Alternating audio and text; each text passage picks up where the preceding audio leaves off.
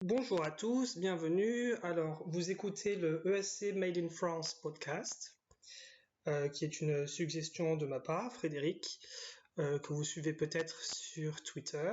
Frédéric Tonton, je sais plus c'est quoi mon... Oui, c'est Fredou en ce moment, mon nom sur Twitter.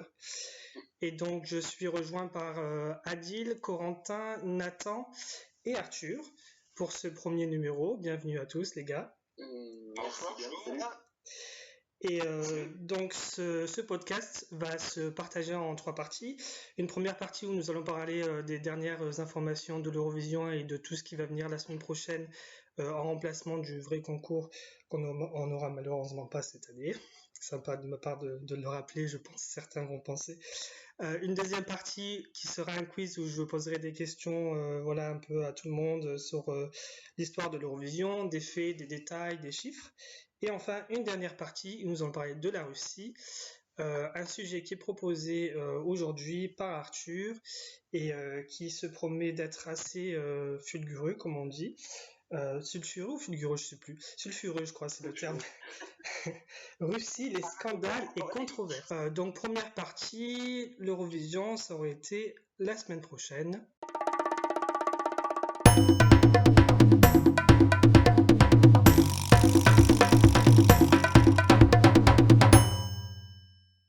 La chanson la plus caquée au sol, c'est la Lettonie.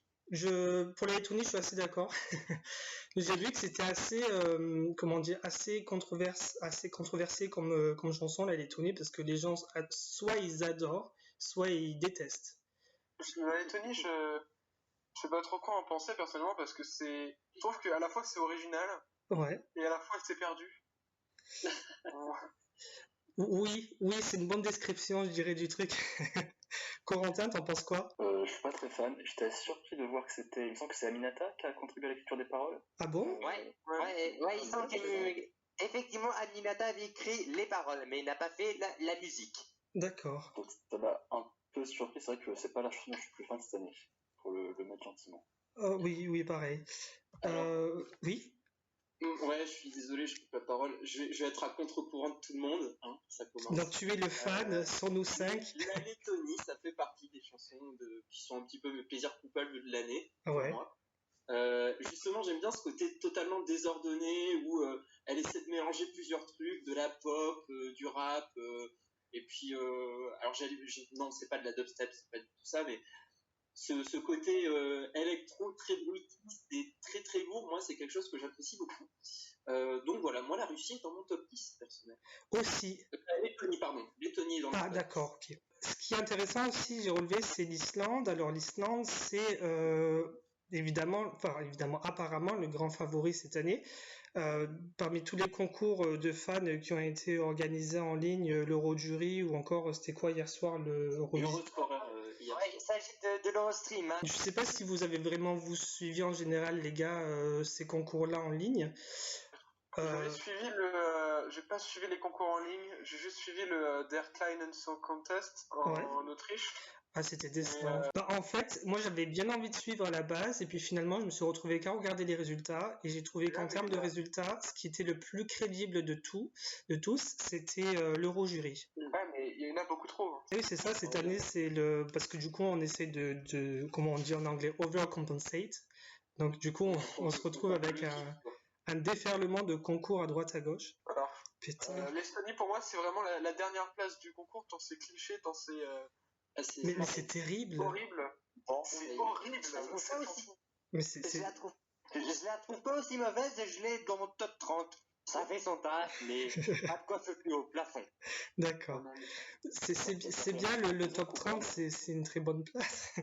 Si tu veux savoir le classement où je l'ai, ben justement... En général, elle est assez, pas détestée, mais... Pardon ?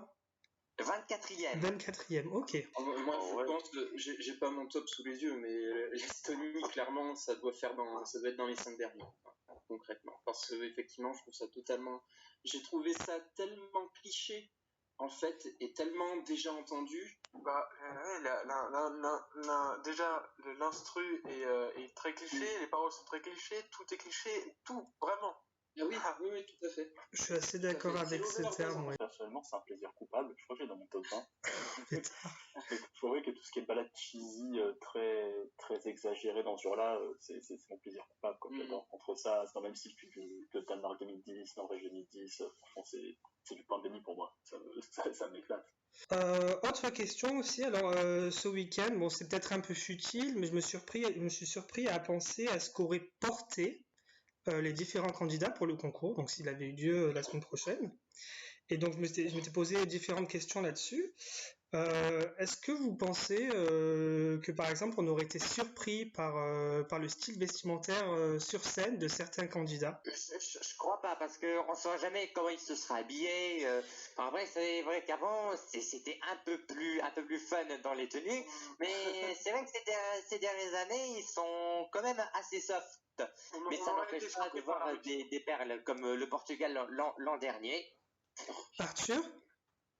Ouais, je disais qu'on aurait été surpris par la Russie parce que Little Big sont du genre à se faire Oui, remarquer. il suffit de voir la vidéo et tout de suite, ça aurait été un peu l'effet Atari de cette année, quoi. Personnellement, par rapport à Little Big, j'aurais pas été surpris en fait. Ils peuvent faire n'importe quoi, moi je serais jamais surpris par eux, quoi.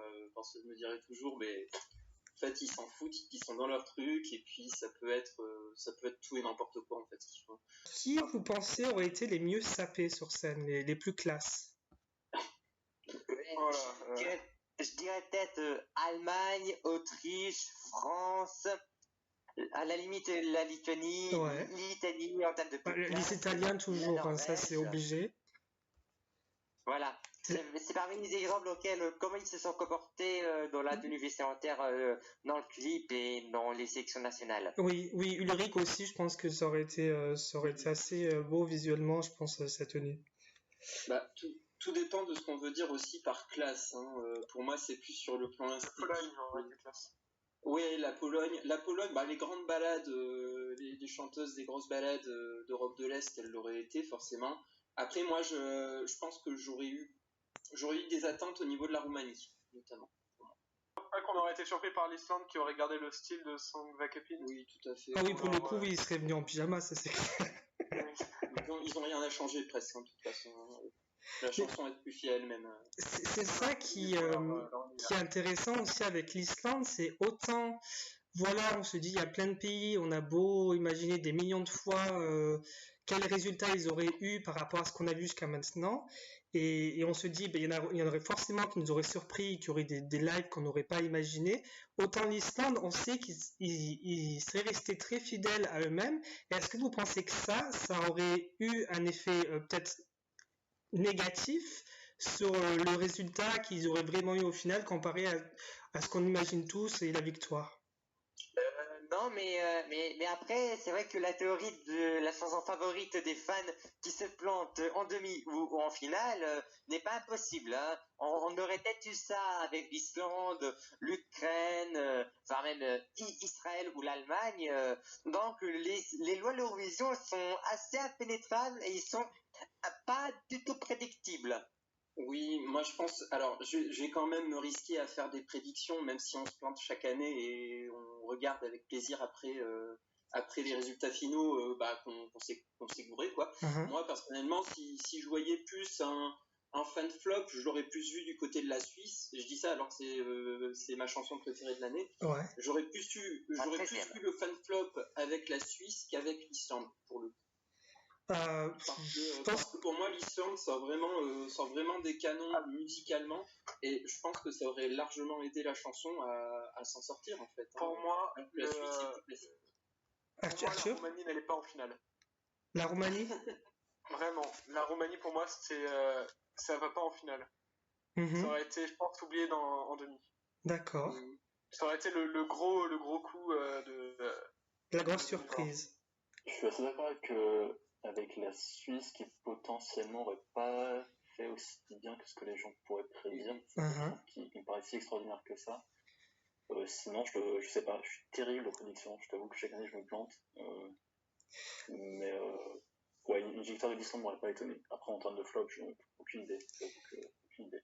J'ai tendance aussi à être d'accord concernant la Suisse, mais c'est très délicat parce que il y a pas mal de concours en ligne qui ont été organisés récemment où la Suisse arrivait vraiment à être le seul concurrent à l'Islande et ça me surprenait à chaque fois, quoi. Même parmi les jurys, enfin même parmi les gens qui ont vraiment fait le concours les années passées qu'on a appelé pour voter, ils aimaient vraiment beaucoup la Suisse.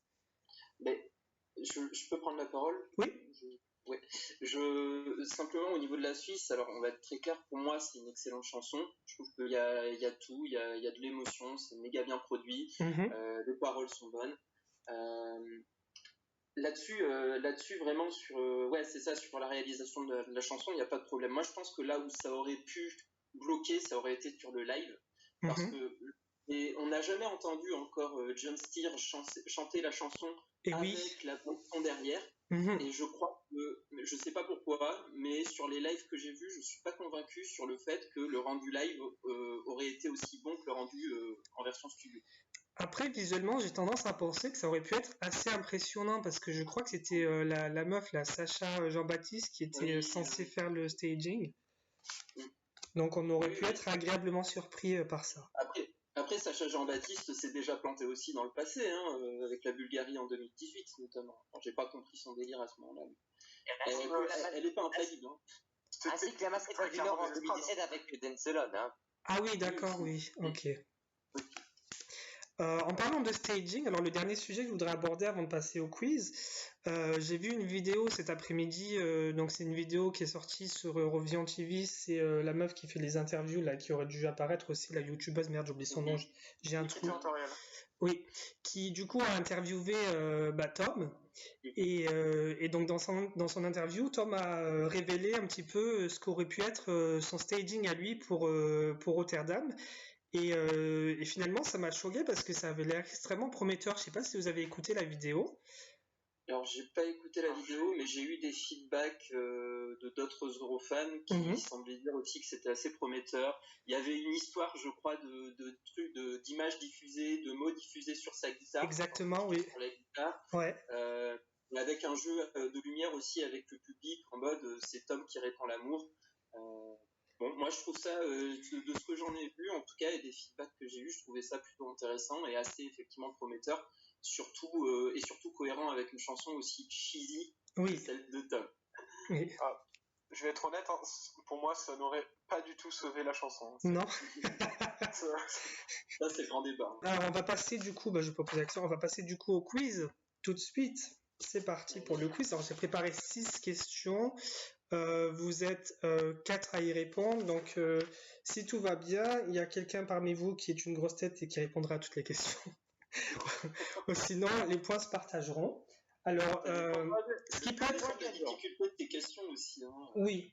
Alors, ce qui peut être intéressant, c'est, alors je vais garder les scores et puis en fonction, voilà, si on a des prochains numéros, on verra sur le long terme si quelqu'un parmi vous a des connaissances vraiment très solides sur le concours.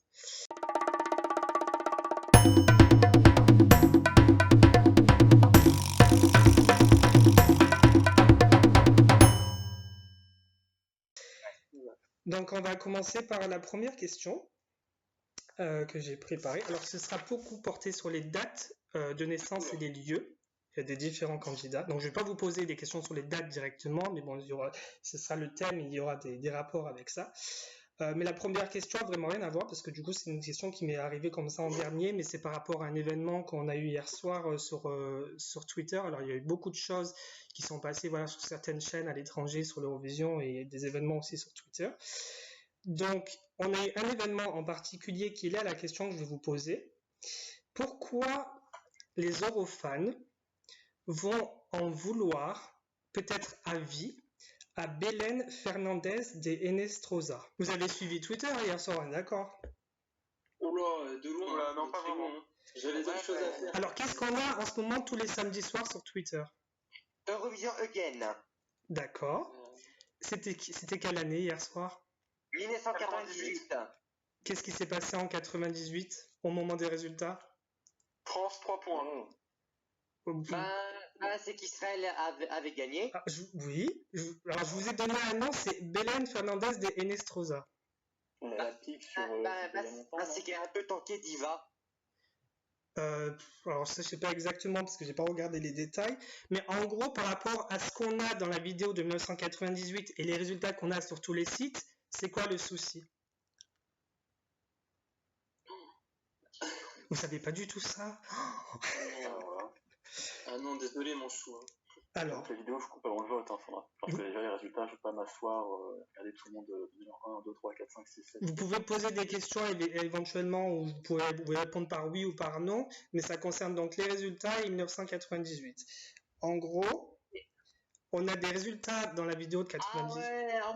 Ouais, je m'en souviens. Je crois que le Fernandez, ça doit être la porte-parole de la Macédoine du Nord, auquel c'était très serré pour les 3 premières places. Et à la surprise, c'était la Croatie qui avait donné les 12. Hein. Alors, tu brûles, mais c'est pas Macédoine. En gros, oui, je crois que c'était le Royaume-Uni. Du tout.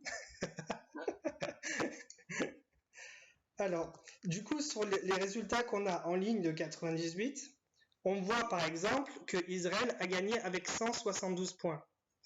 Mais quand on regarde la vidéo de 1998, Israël a gagné avec 174 points. Alors, c'était quoi le souci, d'après vous? Le souci, c'est qu'on avait mal compté. Exactement.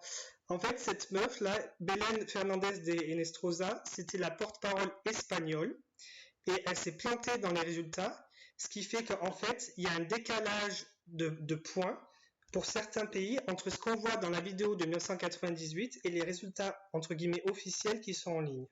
D'accord. Donc du coup, le point, il s'envole, il n'y en aura pas pour personne. Rien du tout. Quelle est la particularité? Qu'est-ce qu'ont en commun le Wembley Conference Center, où a eu lieu l'Eurovision en 77, donc où Marie-Myriam a gagné, et l'Abdi Ipekchi Arena, qui a reçu l'Eurovision en 2004. Ils ont été détruits. Exactement. Bonne réponse d'Arthur, félicitations. C'est les 2 seuls endroits qui ont reçu l'Eurovision qui n'existent plus aujourd'hui. Le Wembley Conference Center, alors c'est intéressant parce que le premier du coup qui a eu l'Eurovision en 77, il a ouvert seulement quelques mois avant la victoire de Marie-Myriam, c'était en janvier, et il a été détruit en septembre 2006. Donc à l'époque où la dernière fois que la France avait gagné, donc il y a quelques années, l'Arena pouvait recevoir 2500 personnes dans le public. Bon, c'est assez petit comparé évidemment à ce qu'on a aujourd'hui. Et l'Abdi Ipekchi Arena, qui avait été renommé d'après un journaliste turc, avait été construit alors, le début de la construction c'est 79 et donc le truc a ouvert en 89. Donc ils ont vraiment galéré apparemment à arriver à l'ouvrir et il a été démoli en 2018. Alors, petite anecdote juste avant, je crois que c'était le 7 mai, ça faisait 43 ans que Marie-Myriam avait gagné l'Eurovision. Exactement, oui, c'était le 7 mai, la date du concours en 77, oui, c'est ça. Ok, donc félicitations Arthur pour cette bonne réponse. Question suivante. Alors, j'en suis toujours aux dates de naissance. Donc, on a les 3 personnes qui devaient présenter le concours cette année, dont on espère qu'elles seront réinvitées l'an prochain parce que c'était assez prometteur ce qu'elles nous ont présenté jusqu'à maintenant. Du coup, t'avais pas vu par exemple les vidéos c'était quoi le draw, tu sais le truc où il tire comment allocation draw. Alors non, je l'ai complètement raté vu que je crois que j'étais en cours à ce moment-là. Ah bah oui, ça se fait en pleine journée en général. Regarder la rediff, donc pareil. Donc sur les allocations. On a 3 animateurs, donc 2 femmes et un homme. Les 2 femmes ont quelque chose en commun. Elles sont toutes les 2 nées à avoir représenté les Pays-Bas à un concours antérieur, genre c'est pas ça la question, Adil. En 98 et en 2007. Oui. Et l'autre, je sais pas. Non, elle n'a pas du tout fait ça en plus, c'est pas ça. Alors, elles ont un point en commun, c'est qu'elles sont toutes les 2 nées une année où Israël a gagné l'Eurovision, donc 78 et 79. Est-ce que vous sauriez dire, maintenant concernant Yann, Quel pays a gagné l'année de sa naissance? Je dirais Royaume-Uni. C'était dans les années 80, c'est... Oui. Il y a Norvège? Non, mais t'es pas loin. Finlande. Norvège, c'est... non. Attends, mais non, si, c'est ça, c'est exactement ça, pardon, je te dis une bêtise, c'est exactement ça, c'est la Norvège, il est né en 85, il est né en 85 et ça a failli être la Belgique parce qu'il est né le 31 décembre. Donc bonne réponse du coup de Nathan, c'est ça? Oui, Je suis perdu. Et au hasard, au hasard, j'ai sorti la victoire qui m'a le plus marqué dans les années 80. Eh ben bravo, t'as eu une bonne inspiration, c'était ça la bonne réponse. On va rester... Oui, Adil? Non, j'ai dit un point pour Nathan. Un point pour Nathan, un point pour Arthur. J'espère qu'il y aura des questions un peu plus faciles. Hein. On va rester sur les dates de naissance de trio, puisque c'est le thème aujourd'hui. Et cette fois-ci, on va passer aux mamas. Alors les mamas suédoises, qui ne le sont pas toutes. Alors attention, elles ne le sont pas toutes, c'est ça le sujet de la question. Alors on parle des mamas. Donc dans les mamas, on a Loulou, qui est de 81, Dina qui est également de 81, et on a Ashley qui est de 87. Mais laquelle de ces trois-là n'est pas née en Suède? Ça doit être celui qui est né en 87. Oui, c'est celle qui est née en 87, c'est Ashley. Bonne réponse, Adil. Qui est né aux États-Unis. Exactement. Ashley est née à Washington. Et un point. La première, Loulou, est née à Malmö, et Dina, la deuxième, est née à Stockholm. Félicitations, Adil. Prochaine question. Alors, on va rester sur les dates. On sait que le premier concours était un 24 mai. On est tous d'accord? Vous le saviez, vous le saviez pas? Non, il y en a qui ne savaient pas? Ah, je savais pas. Ah, c'est vrai? Non. Alors, donc c'était un 24 mai, et puis ensuite, ça a reculé dans le temps. Quelle est la première année, après 1956, qui a revu le concours un mois de mai? 70. Pardon? 70. Alors, c'est après ça. C'est 77. 77, bonne réponse. C'est qui a dit ça? Moi, 77. Félicitations, Nathan. Ça te fait 2 points. Non, Adrien. Adrien? Attends, je suis perdu là. Arthur plutôt. Oula, pardon, désolé, c'est moi. Je dis, Adrien, il vient d'où, Adrien? Non, mais on se connaît pas encore, c'est pour ça. Okay. On va se connaître et puis. Pour les auditeurs, c'est vraiment la première fois qu'on se rencontre. Hein. Et donc, pour la plupart d'entre nous, il faut dire qu'avec Corentin, on se connaît depuis quelques années. On s'était même déjà rencontrés à Londres pour regarder l'Eurovision ensemble. Donc oui, la bonne réponse était 77. On en a déjà parlé un petit peu plus tôt, le 7 mai. Donc l'année de victoire de Marie-Myriam. Alors il faut dire que ce qui est curieux, c'est qu'il y a eu beaucoup de fluctuations dans les dates du concours les années après 77, c'est-à-dire que on a eu début mai, donc en 77, après on est remonté en avril, on est même remonté en mars pour 79, donc c'était très très très flottant, et il a fallu attendre finalement 1995 pour que ce soit définitivement en mai qu'on ait l'Eurovision. J'ai l'impression qu'il faisait des éditions quand il voulait. Bah en fait, ça se concentrait surtout au printemps. Enfin, ça s'est toujours plus ou moins concentré au printemps, mais ça variait entre mars et mai. Aujourd'hui, on est le 10 mai. Est-ce que éventuellement, bon, pour aucun point, mais pour savoir si vous avez de bonnes connaissances, c'est relativement des concours assez récents.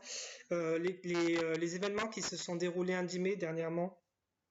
Première demi-finale de l'Eurovision.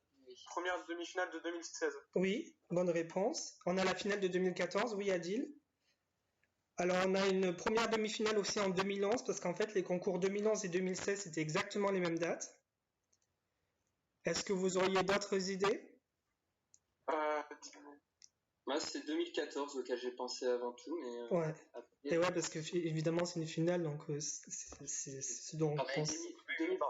2016, il me semble que c'était 12, 14 et 16, mais je suis pas sûr. Oui, attends, non, c'était 10, 12, 14.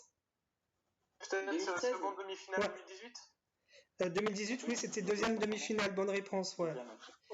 Et puis finalement, donc on a tout dit, là il reste la demi de 2007. À l'époque, il n'y avait encore qu'une seule demi-finale et ça s'était passé un 10 mai. Enfin, dernière question, donc celle-là qui compte pour un petit point. On va finir toujours sur les dates.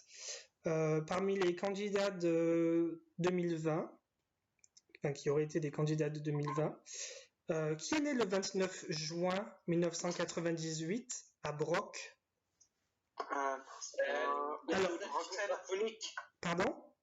La chanteuse de Overphonic. Pas du tout. Roxanne. Non. Bendolik. Alors c'est quelqu'un dont on a parlé dans la première partie du podcast. John Tears. Ah oui, David de l'Islande. Exactement. Qui a dit John Tears? C'est moi, Corentin. Ah, félicitations Corentin, ça te fait un point. J'ai cru que c'était Daddy. Mais du coup, personne va finir avec 0. Parfait. Félicitations, vous avez tous gagné au moins un point, mais le grand gagnant, cette fois-ci, ce sera Arthur, qui a gagné 2 points. Bravo. Félicitations. Et donc, il vous repartira avec un dictionnaire Larousse. Pourquoi pas? Non, mais vu les questions, il faut repartir avec la camisole de force de l'Eurovision. Franchement, c'était pointu. Hein. J'avoue. J'essaierai de faire un petit peu plus léger, éventuellement la prochaine fois. Mais félicitations. La première question, c'est assez tiré par les cheveux, j'avoue. Du coup, félicitations Arthur. Bravo. Ça nous fait une très bonne transition parce que du coup, on passe à la dernière partie du podcast.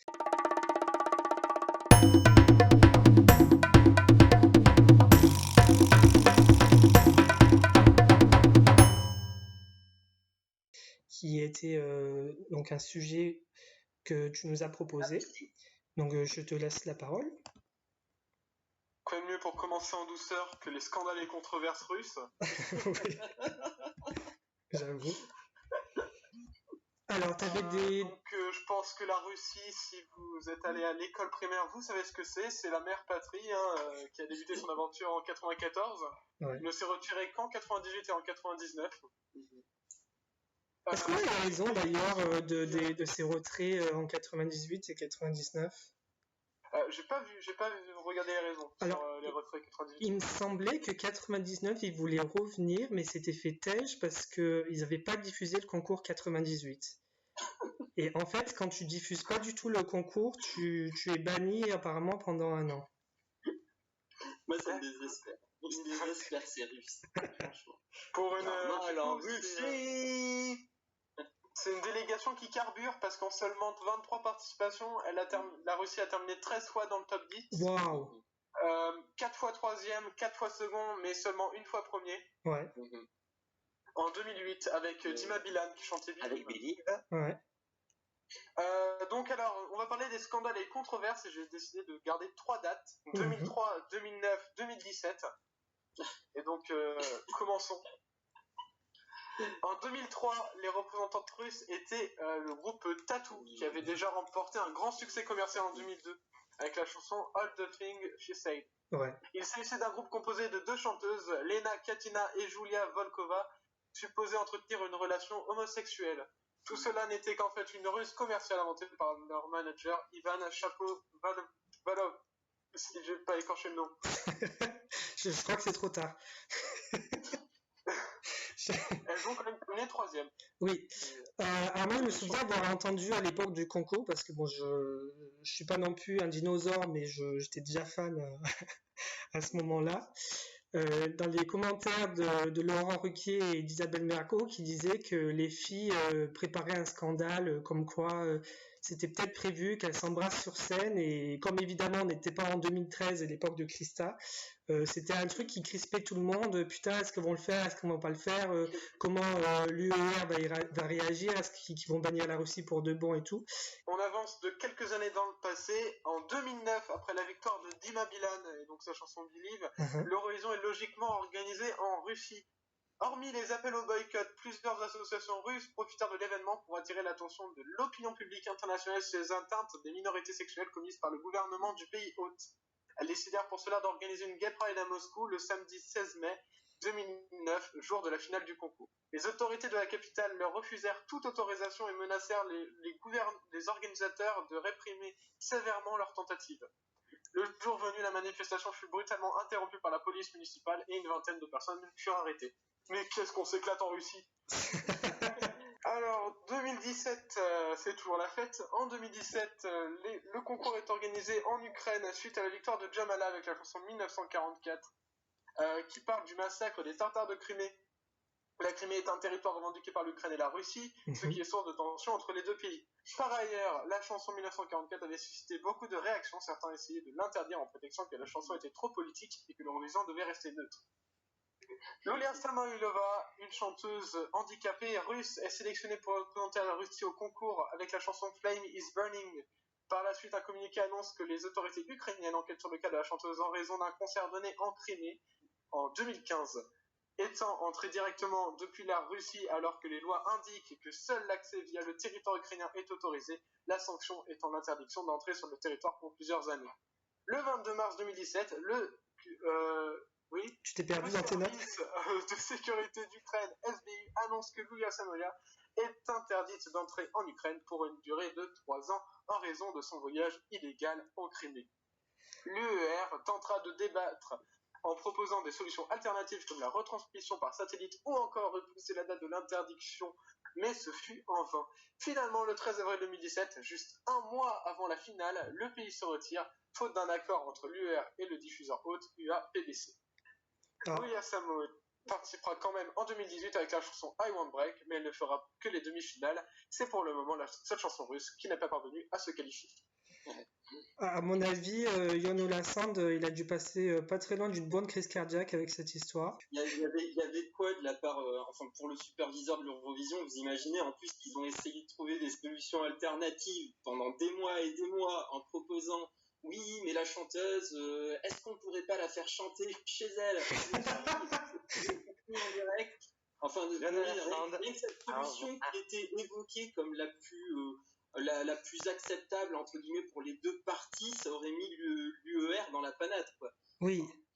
Non, mais c'est très marrant cette histoire avec Yulia, c'est vraiment. Il y a une question moi que je me poserai toujours là-dessus, c'est est-ce que en jouant entre guillemets cette carte-là, est-ce que la Russie, qu'est-ce qui s'était dit? S'ils pensaient que l'UER aurait vraiment fait en sorte et réussi à la faire venir en Ukraine, ou s'ils s'attendaient vraiment à se faire taire et finalement à se retrouver à ne pas participer en 2017. C'était pas le but, je pense, concrètement, de participer de manière constructive au concours. Oui. Là, ils étaient sur une bataille de communication, en fait, vis-à-vis de l'Ukraine. Oui. Et en fait, de toute manière, peu importe ce que l'Ukraine allait faire, si l'Ukraine acceptait, on aurait dit, c'est un signe de faiblesse des Ukrainiens. Si l'Ukraine, et c'est ce qu'elle a fait, l'Ukraine a finalement refusé l'entrée sur le territoire à Yulia, ça permettait derrière de se placer en victime. Donc de toute manière, c'était tout bénef pour la Russie et le but n'a jamais été de participer au concours concrètement. Le but, ça a toujours été d'essayer de faire chez l'Ukraine, on va pas se mentir. Je crois que la chanson Flame is Burning avait fait en elle-même polémique, parce que dire les flammes brûlent quand tu es en guerre avec un pays, c'est pas la plus bonne des idées. Ouais, tout à fait. Et comme par hasard, le titre de la chanson en 2018, c'est I Won't Break. Oui, tout à fait. C'est fou, toutes les coïncidences. Ouais, c'est fou. Et puis, c'est pas pour rien aussi. Alors, j'aime pas beaucoup faire une fixette sur le handicap des artistes, c'est pas ça. Mais pour moi, et c'est ce qu'on a vu, en fait, ça s'est révélé surtout l'année qui suivait. En fait, ils ont aussi choisi Yulia parce qu'elle était handicapée. Oui, c'était assez évident. C'était évident. Et l'année suivante, d'ailleurs, c'est absolument dégueulasse parce que l'année suivante, il l'envoie au casse-pipe avec une chanson, il faut le dire, qui est très mauvaise. Oui, mais elle a été totalement instrumentalisée en fait, cette pauvre chanteuse. Elle s'est faite utiliser de A à Z par la délégation russe à des fins politiques. Exactement. J'aime pas ramener et faire de de l'anti-Russie entre guillemets primaire, mais là en l'occurrence, réellement, pour moi, c'est ce qui s'est passé, quoi. Oui. Je conclus juste vite fait. Hormis ces ces 3 extraits que j'aurais pu vous citer, j'ai pu vous citer, notamment, j'aurais pu, on n'arrive pas à parler, hein. Hormis ces 2 extraits, hormis les 3 extraits que j'ai cités, j'aurais pu vous citer notamment les UH, je sais même pas si ça se dit, envers les jumelles Tolmachevi en 2014 ou ceux contre Polina Nova en 2015. La chanteuse avait d'ailleurs fondu en larmes durant l'un des breaks, durant les votes qui étaient attribués. Ce qui avait attiré l'attention de Jon Olason, venu la réconforter, et elle a aussi reçu les soutiens de Conchita Wurst, qui lui a dit notamment qu'elle avait été fabuleuse. 2015, c'était comment ça s'appelle ? Polina Gagarina. Oui, Polina Gagarina, oui.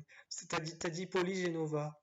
Ouais, Polina Genova, et je pense que je suis planté quand même, carrément. Oui, ça, c'est. Et la Bulgarie l'année qui suit. Oui, voilà, c'est ça. Et en 2011. En fait, et puis c'est vrai qu'à propos de huer les Russes, je trouve ça un petit peu bidon. Bon, ok, on peut. Non, mais ce qui est terrible, c'est qu'il y a une culture commune, ça se ressent sur les votes publics, mais huer rien, c'est un peu bidon, hein. Oui, il y a eu des systèmes qui avaient été mis en place, je crois. Ouais, c'est Polina Gagarina, voilà. Ouais. C'était pour diminuer l'intensité des huées à la télévision, ils avaient réussi à mettre au point un logiciel qui permettait de détecter les moments où il y avait des huées. Je crois que c'était ça l'histoire. Mais après, moi, je fais partie des eurofans qui disent le concours a une dimension politique, et on a beau dire que l'Eurovision, c'est pas politique et c'est de la musique avant tout, je pense qu'on se met le doigt dans l'œil quand on dit ça. Moi, je parviens aussi à comprendre les gens qui huent la Russie, hein, je les comprends tout à fait. Maintenant, c'est sans doute pas là-dessus que je vais m'empêcher de voter pour la Russie, et notamment cette année, je me serais pas empêché de le faire. Exactement, après, faut en gros, on peut absolument pas nier qu'il y a toujours eu une dimension politique au concours, mais qu'avant tout, c'est la musique qui est là, et c'est pour la musique qu'on vote. Et ça devrait pas être autre chose, ou passer au-delà de ça quand on considère pour qui voter, quoi. Je pense que on arrive à la fin de celui-ci. On aura bien parlé du sujet russe. On pourra pas éventuellement tout dire parce que bon, il y a énormément de trucs à dire, hein. Comme je disais au début, c'est très vaste. Est-ce que quelqu'un a une bonne inspiration pour le mot de la fin? Romero. Parfait. Je ne suis pas très bien entendu, mais pourquoi pas. Merci beaucoup de nous avoir écoutés. Et puis, si tout va bien, on se retrouve pour une prochaine fois, un 2e numéro du podcast ESC Made in France. Merci beaucoup les gars d'avoir été là avec moi pour faire ce programme. Oui, avec plaisir. À plus. Bonsoir. Salut.